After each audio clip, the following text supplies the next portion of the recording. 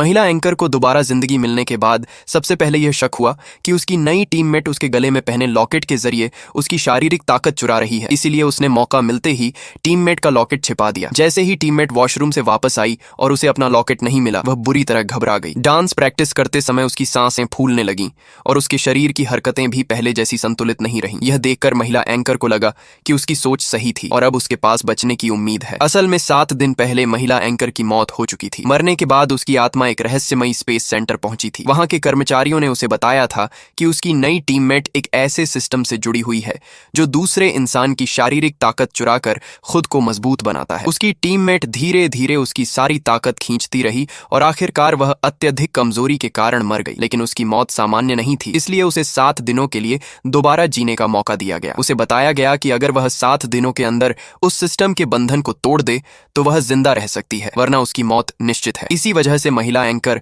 दोबारा अपनी जिंदगी में लौटी और अपनी टीममेट के लाइव स्ट्रीम रूम में जाकर हर चीज ध्यान से देखने लगी। वह समझना चाहती थी कि आखिर उसकी ताकत कैसे चुराई जा रही है। जब दोनों साथ में डांस कर रही थीं, तब उसने गौर किया कि उसकी टीममेट बार बार अपने गले को छू रही थी। तभी उसे शक हुआ कि वही लॉकेट ताकत ट्रांसफर करने का माध्यम है। अपने शक की पुष्टि करने के लिए उसने मौका देखकर टीममेट का लॉकेट छिपा दिया। वह देखना चाहती थी कि बिना लॉकेट के सिस्टम काम करेगा या नहीं। लॉकेट गायब होते ही टीममेट बेचैन हो गई। डांस करते समय उसकी हालत खराब होने लगी और वह कमजोर दिखाई देने लगी। इससे महिला एंकर को पूरा यकीन हो गया कि वही लॉकेट उसकी ताकत चुराने का जरिया है। लेकिन कुछ समय बाद उसने महसूस किया कि उसकी अपनी ताकत फिर भी लगातार कम हो रही है। दूसरी तरफ टीममेट फिर से ऊर्जा से भरने लगी और पहले से भी ज्यादा जोश के साथ डांस करने लगी। टीम मैनेजर ने महिला एंकर की हालत देखकर उसे ग्रुप से निकालने की बात शुरू कर दी। हालांकि नई टीममेट ने उसके लिए सिफारिश की और कहा कि उसे थोड़ा आराम दे दिया जाए, लेकिन महिला एंकर अब उस पर भरोसा नहीं करती थी। उसे लगा कि टीममेट उसे इसलिए दूर नहीं जाने देना चाहती क्योंकि ताकत चुराने वाला सिस्टम एक निश्चित दूरी के अंदर ही काम करता है। इस शक की वजह से उसने खुद को दूसरे ट्रेनिंग रूम में शिफ्ट करवा लिया, जो टीममेट से 500 मीटर से भी ज्यादा दूर था। लेकिन सिर्फ आधे घंटे बाद ही उसकी ताकत फिर कम होने लगी। उसने तुरंत टीममेट का लाइव स्ट्रीम खोला